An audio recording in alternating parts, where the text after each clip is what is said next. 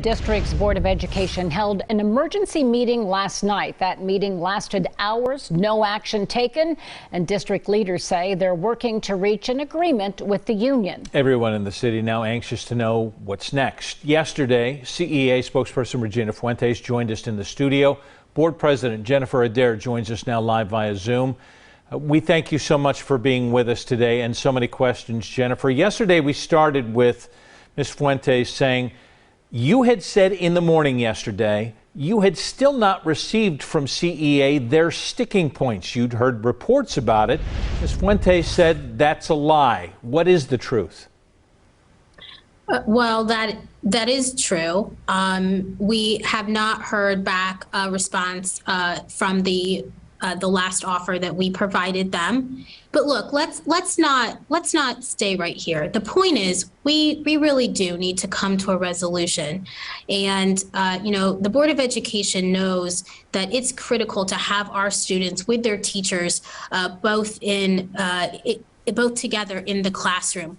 There's really no benefit to this discourse about calling each other liars. We're not going to do that. The most important part is our children in this. You just ran a story about something that's extremely important to having our children with special needs back in with their teachers. And that's really where our community should remain focused. And our board is focused on that. And our board is focused on coming to a resolution to get our teachers back in the classroom. Well, we also want to ask you about the board had claims in an unfair labor practices accusation that there was an 8% request for a pay hike from the teachers. You thought that was unfair and unreasonable. You gave an 8% pay hike to the superintendent, to Lisa Dixon. So maybe teachers are thinking, well, if she's getting an 8%, why is that unreasonable for us?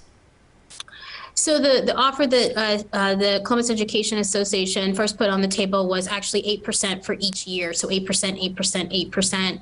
So that is, doing the math on that 24%. And so, look, teachers are underpaid. The Board of Education knows that, but we have to be responsible to our taxpayers.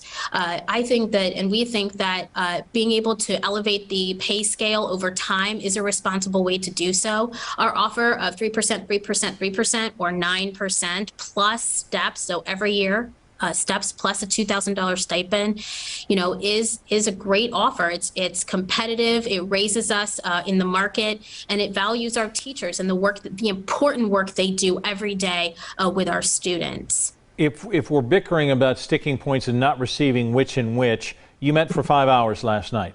We've met for 5 months, 22 different sessions, and yet we seem to have no compromise. Where are we moving, and what are you willing to compromise on? Well, we are willing to move to resolution. And we have met over a long period of time. And actually, a lot of what is in that final offer was parts of compromise that were agreed to or agreed to conceptually by the CA. Look, I believe everybody, all of our professionals, our CA leadership, our teachers in particular, we all care about our students. And that's really what we need to focus on. School was supposed to start in person tomorrow, and that's just really a devastating. The board is here working hard to really make this happen and get a resolution. So we look forward to talking with CEA in the future. We want to do this for our kids. We need to do this for our community, for families just like that you had on at the top of the story.